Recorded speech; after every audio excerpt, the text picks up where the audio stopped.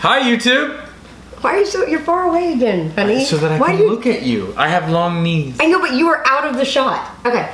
Hi, guys. Welcome back to Sights and Sights. I've gotten him to join us once again for another episode of Advice with Nurse Jessica Sights. If you're just joining us for the first time, you know what I'm going to say. Maybe you don't, I don't know. I would love for you to hit the subscribe button so you can be notified of all of my, and possibly, if I can get him to do more, of my husband's upcoming videos. Today we're going to be talking about something a little bit more on a personal note. Right, honey? Yes. Do you want to tell him what it is? So we're going to be just kind of discussing about our issues with infertility that we had and what we had to go through in order to have our, well, we won't tell you if we have children. Maybe you don't know. I don't know. It's a big mystery. It's a cliffhanger. Yeah, we'll let you know by the end of this video. If you watch the full video, you will know if we ended up with children or not. You have to hang in there, though. Okay, I'm just kidding. All right, guys. So we met about, God, I'm bad at this. How many years ago? 8? Long time. Okay, 8, 9 years ago. I don't know, something like that. Gosh, that's a long time ago. At the hospital, he was the sexy, seductive, you can be seductive as a man, sexy, handsome, new OBGYN on the prowl at work, and I was a labor and delivery nurse. I don't know if it's really all that possible for a male OBGYN to be sexy, but you know, whatever. As long as you don't have that mustache like you had before, we should be okay. So, anyways, so he was kind of like the talk of the unit, and he caught my attention by bringing me Diet Pepsis, even though I like Diet. Fast forward to the surrogate pregnancies. Oh, okay.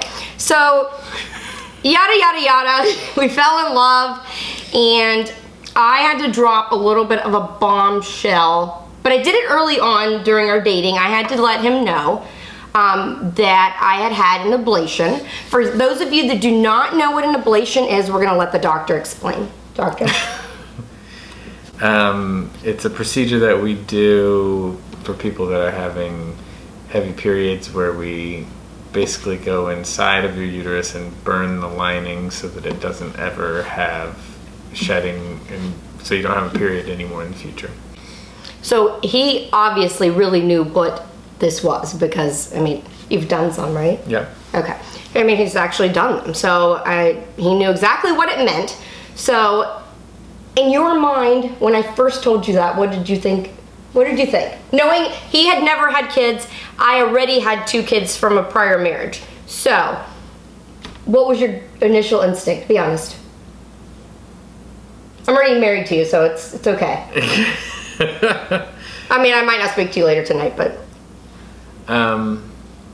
You know, I was conflicted because I really liked you, but I knew that that was going to be a extremely big hurdle to overcome. Mm-hmm. And you know, I think in residency we kind of learn things on a somewhat, I mean, it's sad to say it because there's just so much to learn, but we learn things on a kind of a superficial level in a lot of ways. And so I had to really sit down and read like the nitty-gritty details of the research behind an ablation, behind people who had gotten pregnant after having an ablation. Because I wasn't opposed at this point to having more kids. I just... Actually, you were convinced that your body could do it. Oh yeah, I thought that I was gonna beat the odds. Yeah, she was gonna be the 1 in a million. I could do it. My uterus was superpowers, and it was gonna be able to just regenerate and grow like none other. But and I was hesitant about the idea of putting one of my children in a harsh, hostile, maybe just not the safest vessel. That's a good way of putting it. That's a very good way of putting it. So, needless to say, and you know, kind of to get to where we dated for a while, and I would say that this was a bit of a mental struggle for you. I think at times you'd put it out of your mind for a while, and then at other times it was like, okay, am I gonna keep moving forward with her, or what do we do? But I think deep down you knew how entertaining and amazing I was, and it was like, how can I how could I live without this being? What could I do as a man? And he pondered deeply. There was deep pondering. I remember that. There were times that, I'm not gonna lie, this is a little honesty thing, that we broke up about it, because I mean it's a hard situation. I mean, I think that the way the laws are set up, it's an all or nothing sort of thing. yes. So we couldn't, even if I had decided to do the whole surrogacy route, we couldn't legally do it unless we were married. A lot of people can try to get pregnant when they're not married, and if it happens, then great, they can get married later on. Right. But with the surrogacy, you've got to go all in, get married first, and then you can try and see how things pan out. Yeah, and our situation was different. Prior to us getting married, we already knew we were going to have infertility. Yeah, like a lot of married couples get married and they don't know that it's going to happen, and then you're already together and you're committed and you kind of have to go with it. But he was stuck with this, like, basically options. Like, do I go through a long struggle with this woman, marry her, and then not know if we can actually end up having kids and live a life without kids? Or do I marry this amazing, talented, funny, wonderful woman and... You sell yourself really well. and risk it all. So,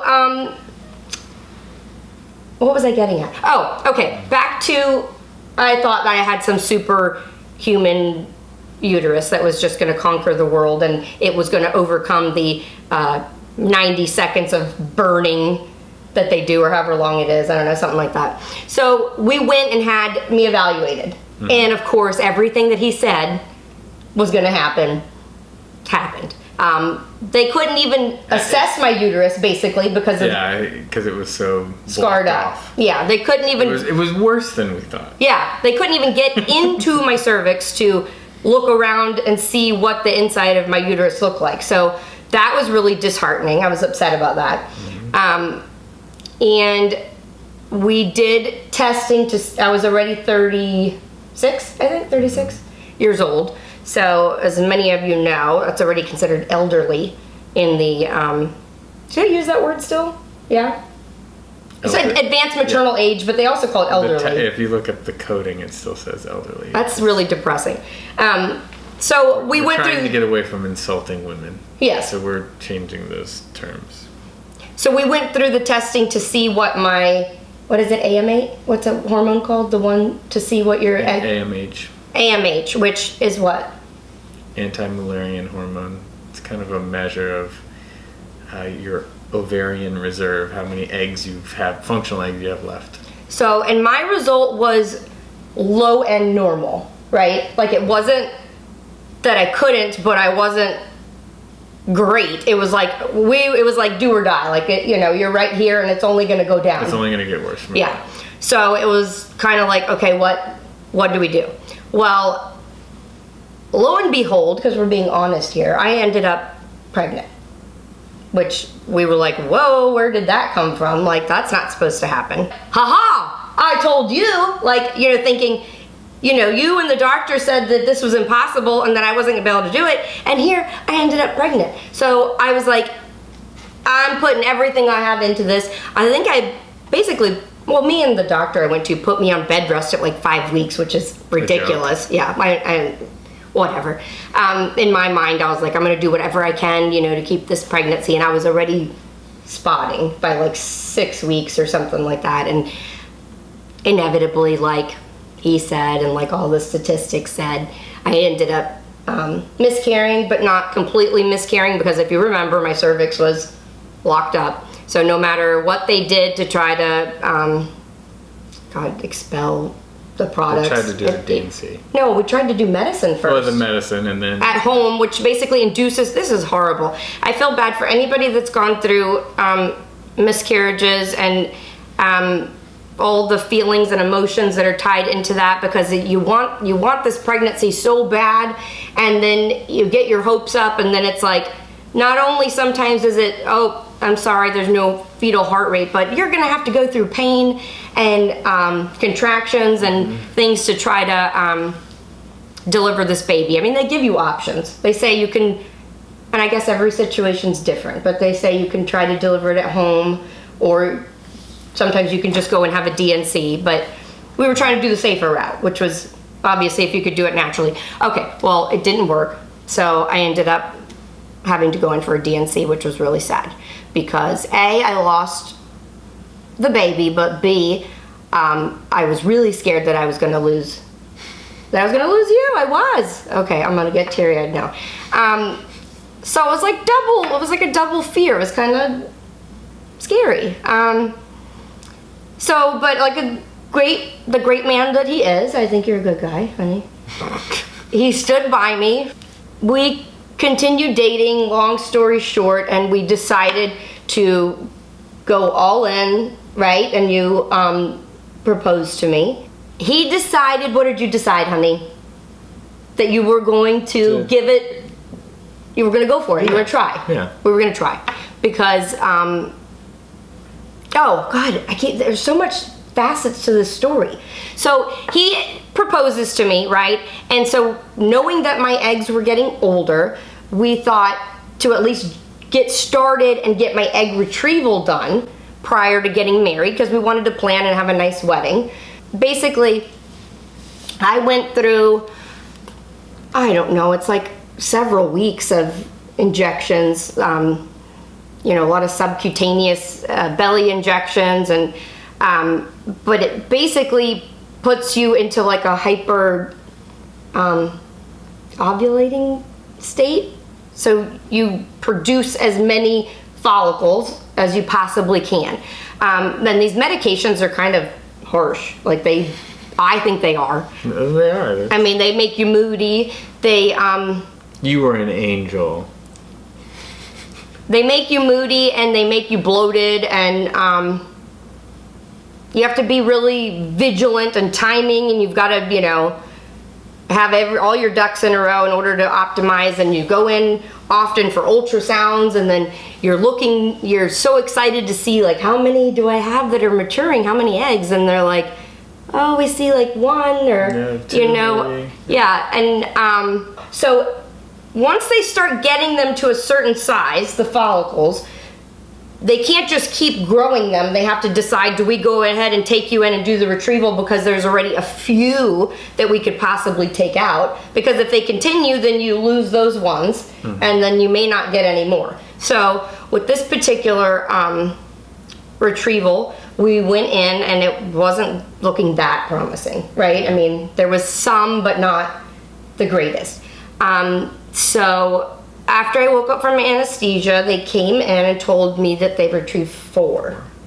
4. That's, Yeah, like some people retrieve 30, I had 4 eggs. That was it. So they had already had his sample in the lab. So they fertilize them. They do what's called ICSI, right? Which is in our case they did. Yeah, which is they take one sperm and they put that sperm into each egg, and then try to start growing these in the dish. At that time, they take a sample of the fertilized ones. They grow it out to day 5, and then they take. Oh, the sample. Okay. So whichever ones make it and grow out to day 5. They can freeze those. And I ended up having 2 of the 4 that grew to a day 5 embryo. And they sampled those they take out a little cell, 1 cell maybe, and send those off to the lab, which is, all of this is pricey. That's the other thing we didn't even talk about, the financial aspect. That was another burden weighing on your mind, I would say. So this is a lot of money for those of you that have dealt with infertility. So, and then it's the waiting game. Then you're waiting for like 10 days, maybe, something like that. Something like that, yeah. To get the results of, are these babies even okay? Like, do they have any problems or whatnot? And we got the call that we had one that was normal, and then one questionable. One that they didn't get a result on, which was like a weird. They didn't have enough of a sample. Who knows? Some shenanigans. So we had one. That was it. One. That was a little disheartening because it's like, if that one doesn't take, then what do we do? Mm-hmm. So I think you were getting a little discouraged at this point, I'd say. Because this is a good time to talk about the financial part, because then you have to think, well, then now who is this vessel that we're going to put this one in? Who's going to be our vessel? Who's going to carry this baby? And we had no volunteers. As many close people as you have in your life. Sure do love your sisters. They're older. Let's give them, nobody volunteered, people. We even asked but it's a hard thing. It's a hard thing to volunteer to do. I mean, you're volunteering to get pregnant for somebody, and let's just say the calls didn't come. So we went the traditional route and went to what's the word for the places? The agencies. And let's just say my husband's face when they sat down with this list of paperwork and all of the numbers and what these costs would be to even just get you to the point of looking at your candidates it's I can understand why the agencies justify the costs in some way. For people that don't work in the field that we do, there's a huge learning curve that the patients need to go through before they're even ready to go down that route. And the agencies do help them with that. Mm-hmm. But, I mean, I knew all of that stuff, so I didn't really see the point in paying a company like $15,000 just to introduce me to someone to be a surrogate, So it just, and the other problem is that, well, when this all happened, we were broke. I had just switched jobs, and then you have all the costs of IVF, and then now you're getting a little bit further in the hole, and then you're going to have a huge cost for the surrogacy, and then in the middle is this agency that wants a bunch more money too, And we had already kind of decided if we were going all in, and we didn't want to just have one kid, because you grew up as an only child and you always wished that you had a sibling. So we knew we were going to have to go through the whole IVF cycle thing again to try to get me a few more embryos, hopefully, if it would work. So the money was stacking up. Quickly stacking up. The overtime was... Mm-hmm. Yeah, the overtime was stacking up. So we had to decide what were we going to do. So I, one day, went to his work to visit, and we were hanging out in the call room, and we were both at our wits' end, and I jokingly said, maybe there's such a thing as surrogacy classifieds online. I just thought, we were kind of laughing about it. I'm like, maybe we can just find somebody online. Why can't we find somebody ourselves? So I typed in, I think you thought I was being stupid, almost like you were like, okay, that's dumb. So we typed in surrogacy classified, and lo and behold, there was a website called Surrogacy Classifieds, which we can put a link to at the bottom of this video, because they actually helped us, and it's a free website. It's pretty cool. So the second posting that I read, I couldn't believe it. It was somebody that was only 30 minutes away from us, and the description and everything almost sounded like a little too good to be true. The picture looked almost... The picture was too good to be true. Yeah, the picture, he's like, that looks like some clip art from... Yeah, I thought somebody had downloaded it and they were using it as their it was a really... profile picture. It was a really cool, a silhouette of a pregnant... belly. but you couldn't see their face. It was almost like, like a black silhouette. And he's like, they probably picked that up. Picked it up offline. Yeah, it's probably, and there's a lot of scammers out there, so you don't know. But I reached out to her, and I reached out to one other person after reading all of them. And she happened to get back to me pretty much right away and messaged me back. And then we, of course, once I knew her full name, we were like, I was stalking. I was doing a little stalking. Well, I see that she has a photography company. So I'm like, see, I told you. I'm like, she's not a stalker. She was able to take good pictures. So we set up a phone time to talk, and her and I like really hit it off, and she sounded like a really normal person. I'm like, could this be really that good of a possibility? Like, she already had 2 kids of her own. Her name is Kaylie. She was, from what she described, like really healthy. Doesn't like caffeine. I mean, she sounded like the dream. Yeah, exactly. Surrogacy person. It sounded like, literally, again, like too good to be true. She eats good. She's healthy. She had 2 pregnancies that were uncomplicated that she delivered with no anesthesia, vaginally with no complications, both of which were over 10 pounds, both kids, and pushed them out in a tub. I mean, in a tub of water naturally, and barely made any noises. I'm like, who? I was like, really? Thinking, I mean, seriously? So I'm telling him like all the information that I got from her, and he's like, wow. I mean, like that.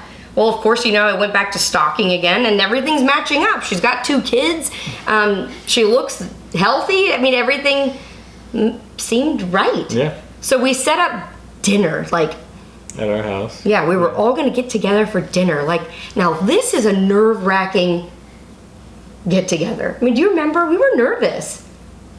I was nervous. I mean, to have somebody that you want to tell them your story and see if they pick you. I don't know. I don't remember being so much nervous. I was. I remembered it was weird because I felt like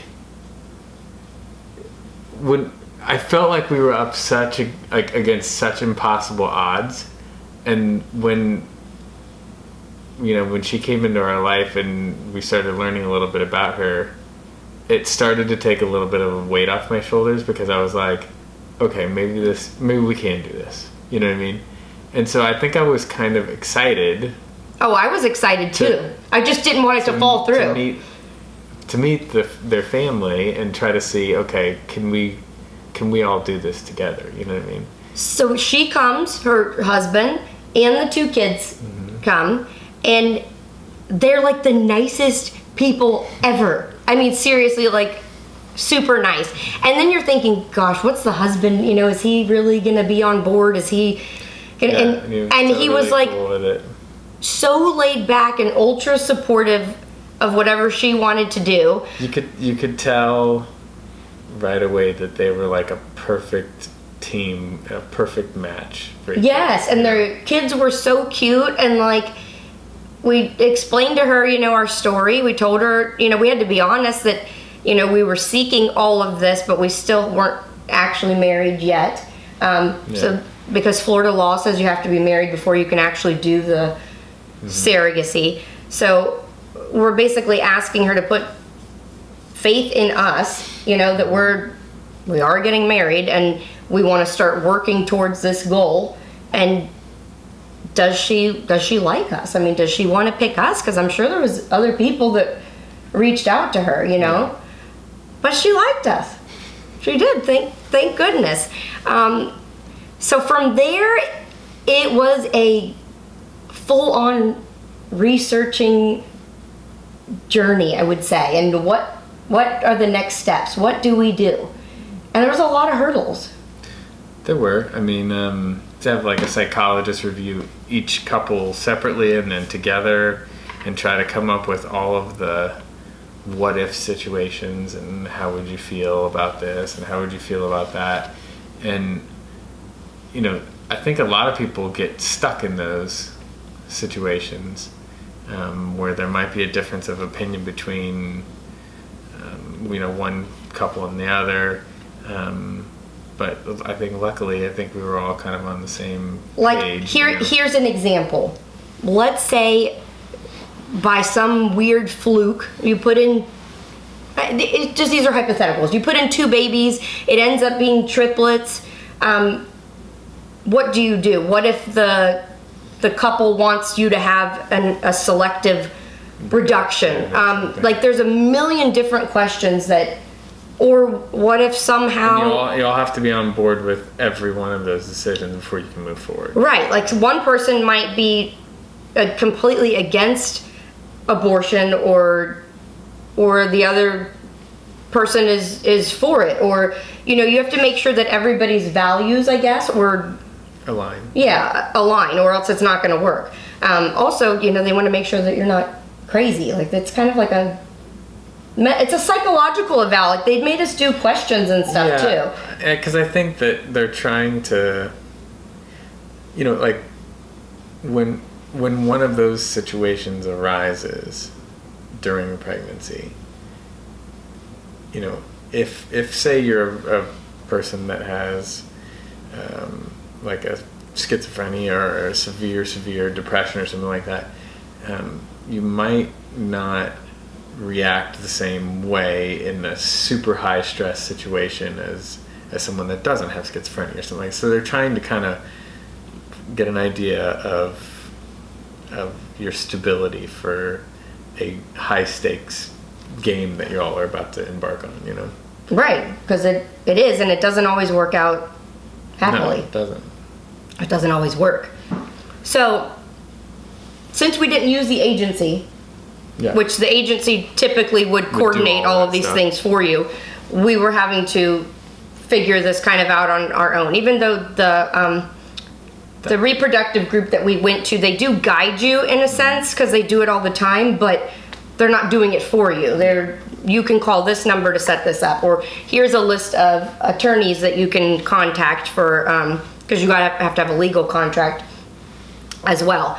And then they have to set up the surrogate's cycle and start the surrogate on medications and stuff in order to prep her for the transfer. So there's a lot of moving parts in all of this.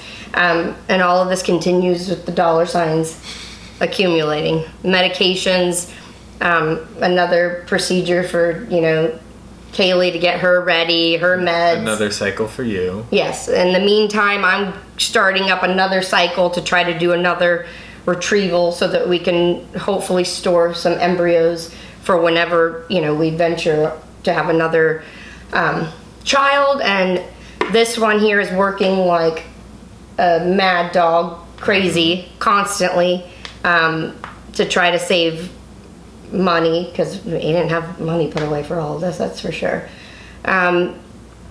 So we get to the attorney, which costs a lot of money, and they draw up all the contracts. Well, then comes the part of you have to negotiate the contract. It's not just like there's one option and that's it. I mean, the other party has to agree to. Oh, and you have to pay for an attorney for them too. We forgot that. So you have to hire 2 separate attorneys, one for you and one for the surrogate.